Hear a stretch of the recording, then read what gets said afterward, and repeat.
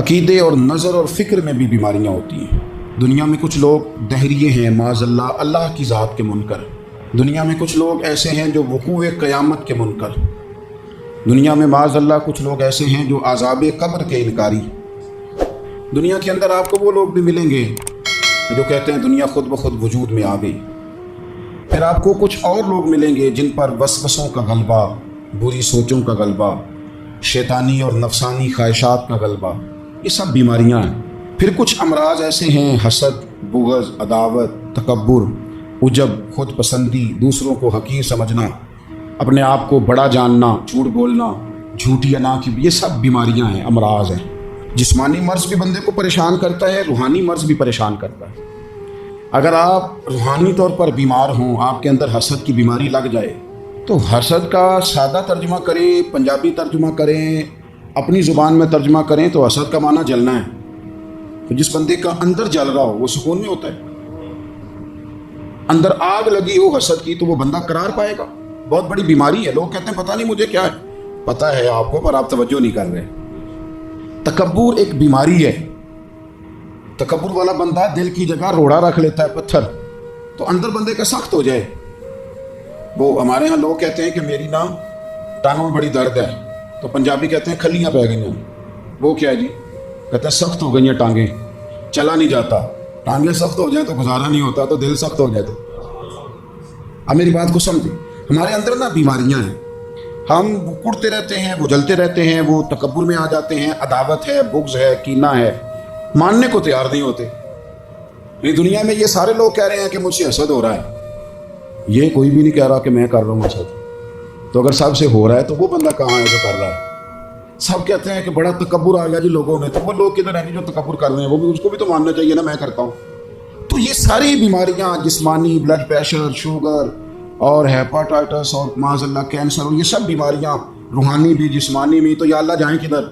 فرمایا وَنُنَزِّلُ مِنَ الْقُرْآنِ مَا هُوَ شِفَاءٌ وَرَحْمَةٌ لِّلْمُؤْمِنِينَ۔ فرمایا میں نے جو تمہیں قرآن عطا فرمایا ہے نا، تو اس میں مومنوں کے لیے شفا بھی ہے اور رحمت بھی ہے۔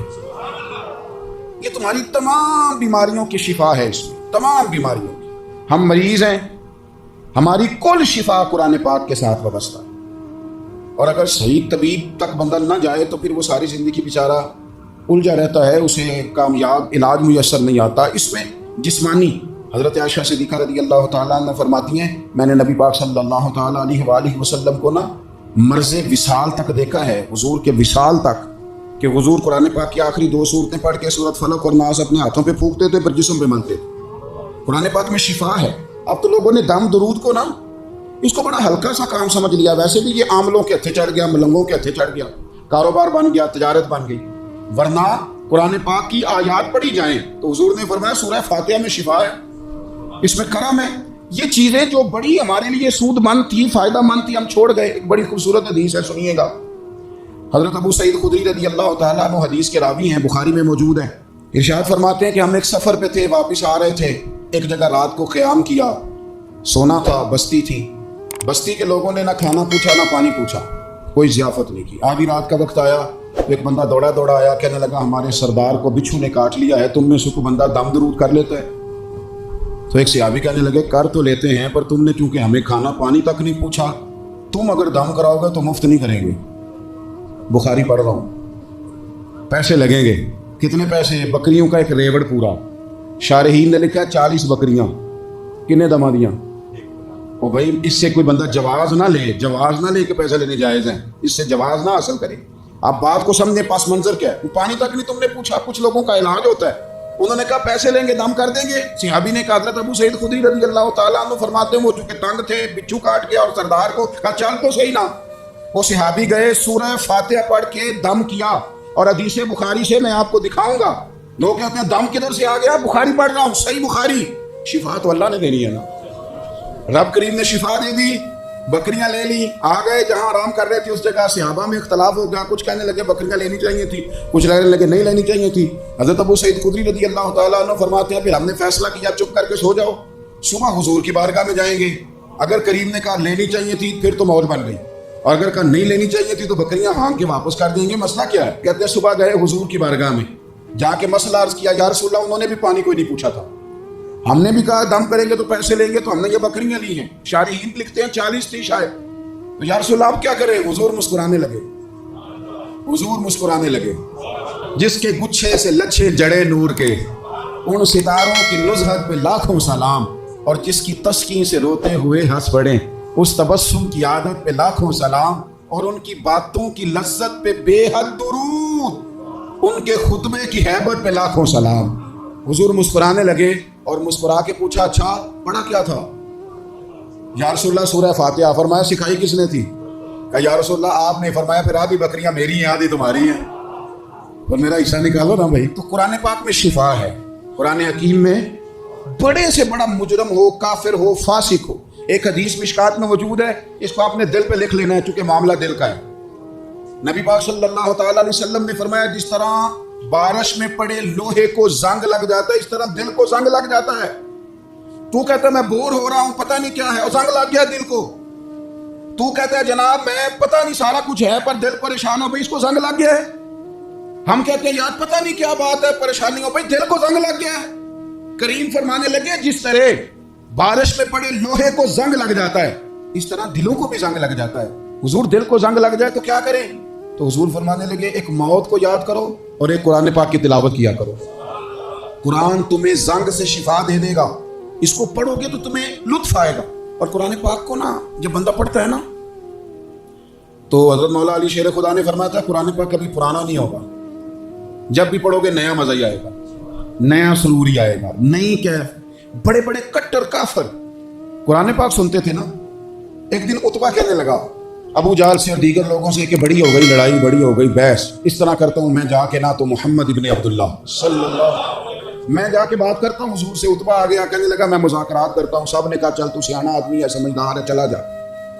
جا کے نا تو وہی باتیں جو وہ ہمیشہ کرتے تھے، نبی کریم علیہ السلام سے کہنے لگا ہم سارے آپس میں ہیں، برادری ہے، قبیلہ ہے، ایک شہر ہے، پھر بھی لڑائیاں شروع ہو گئی ہیں۔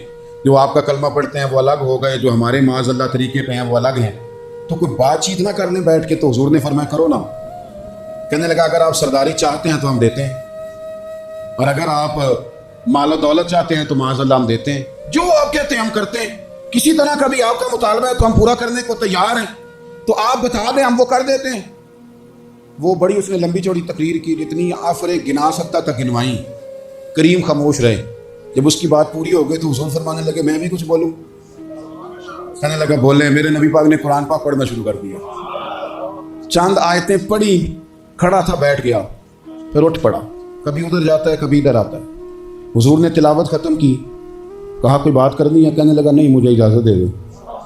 واپس گیا، جب گیا نا تو ابو جہل دور سے دیکھ کے کہنے لگا جو گیا تھا وہ تو عتبہ تھا، اور یہ جو آ رہا ہے یہ کوئی اور ہے، یہ کوئی اور ہے، یہ وہ نہیں ہے جو گیا تھا۔ واپس آیا تو کہا کیا طے ہوا؟ کہنے لگا یار طے کیا کرنا ہے، میں نے شاعر بھی دیکھے، کاہن بھی دیکھے، جادوگر بھی دیکھے، میں نے زمانہ گھوما ہے، پر جو قرآن وہ پڑھتے ہیں وہ بندے کا کلام نہیں، وہ رب کریم کا ہی کلام ہے، وہ اللہ کا کلام ہے۔ تم نہیں مقابلہ کر سکتے، تم باز آ جاؤ، وہ تمہارے بس کی بات نہیں۔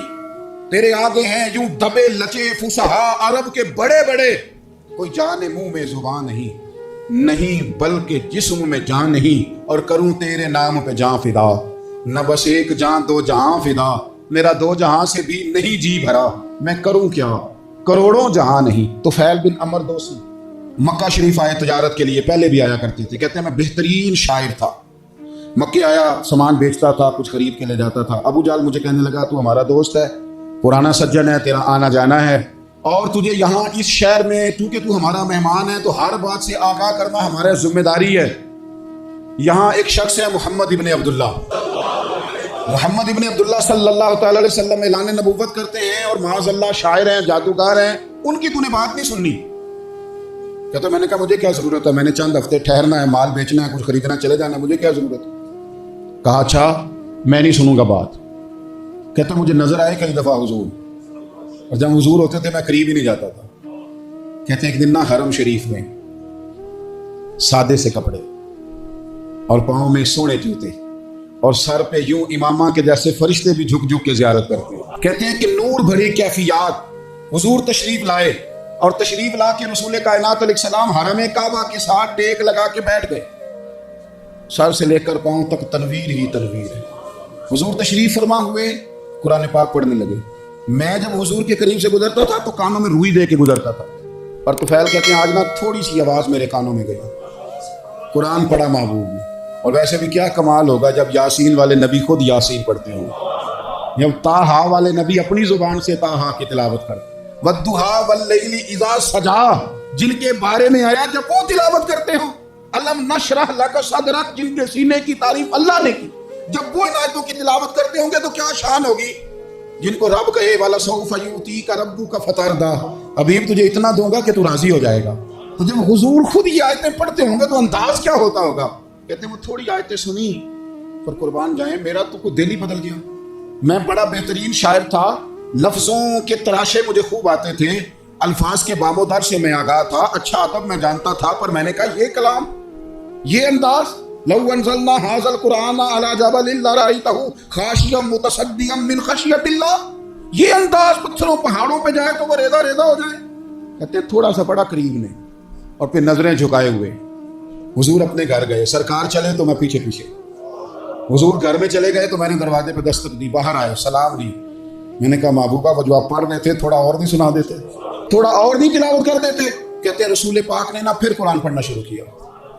میں کبھی بیٹھتا تھا کبھی اٹھتا تھا، جب حضور نے تلاوت مکمل کی تو میں نے آگے بڑھ کے ید اللہ والا ہاتھ تھاما اور دست مبارک پکڑ کے کہا سونیا، یہ مجھے کہتے تھے نہ سننا، میں نے زمانہ دیکھا ہے، میں کوئی عام آدمی نہیں، میں سردار ہوں، میں نے دنیا دیکھی ہے، مجھے قسم ہے تو آپ کی زبان سے نکل رہا ہے وہ بشر کا کلام نہیں، آپ مجھے کلمہ پڑھائے، میں مسلمان ہونا چاہتا ہوں۔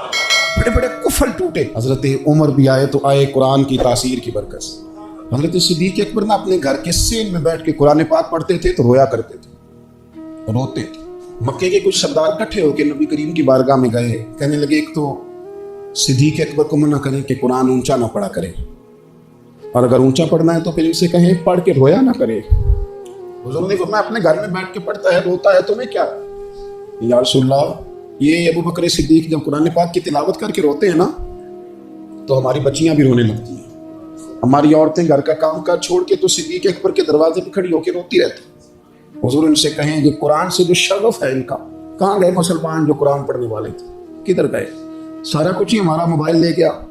میں کس طرح یہ بات بیان کروں کہ کچھ لوگوں نے رمضان میں بھی قرآن پاک ایک بھی ختم نہیں کیا، رمضان شریف میں بھی ایک قرآن پاک کی توفیق نہیں ہوئی، لے گیا سارا کچھ ہماری خوش کپیاں، کمال ہو گئی، ہم نے سوچا ہی نہیں، فکر ہی نہیں کی۔ سنگیوں واپس آؤ، قرآن پاک سے پیار کرو، قرآن پاک سے محبت کرو، قرآن کی تعلیم حاصل کرو۔ لوگ کہتے ہیں میں بوڑھا ہو گیا ہوں، زبان موٹی ہو گئی ہے، قرآن کیسے سیکھوں؟ 38.5 سال کی عمر میں کلمہ پڑھا حضرت صدیق اکبر۔ کچھ صحابہ ان سے بھی عمر میں زیادہ تھے تو بڑی عمر میں دین سیکھا کہ چھوٹی عمر میں سیکھا؟ ہمیں کیا ہو گیا ہے؟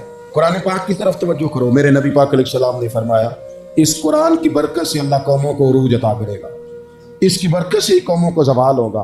حضرت عائشہ صدیقہ کہتی ہیں حضور رات کو نماز کی نیت باندھتے تھے تو ایک ہی آیت پڑھتے تھے ساری رات، ایک ہی آیت پڑھتے رہتے تھے، روتے رہتے تھے، اور جب حضور روتے تھے تو جس طرح ہنڈیا ابلے تو آواز آتی ہے اس طرح حضور کے سینے سے آواز آتی تھی۔ جبیر بن مطعم کہتے ہیں میں بدر کے قیدیوں کے بارے میں بات کرنے آیا حضور سے، تو نبی پاک مغرب کی جماعت کرا رہے تھے۔ جب میں مدینے پہنچا تو مسجد نبوی کے باہر کھڑے ہو کے میں نے حضور کی تلاوت سنی۔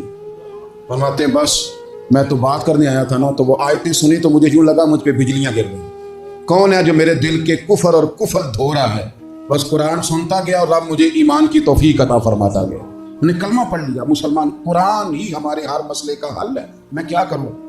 قرآن پڑھتے ہیں ہمارے ہاں پر قبروں پہ پڑھا جاتا ہے، پر ختموں پہ۔ کیا قرآن پاک کا یہ حق نہیں تھا کہ وہ شادی والے دن بھی پڑھا جاتا؟ کیا قرآن پاک کا یہ حق نہیں تھا کہ وہ اسمبلی میں بھی پڑھا جاتا؟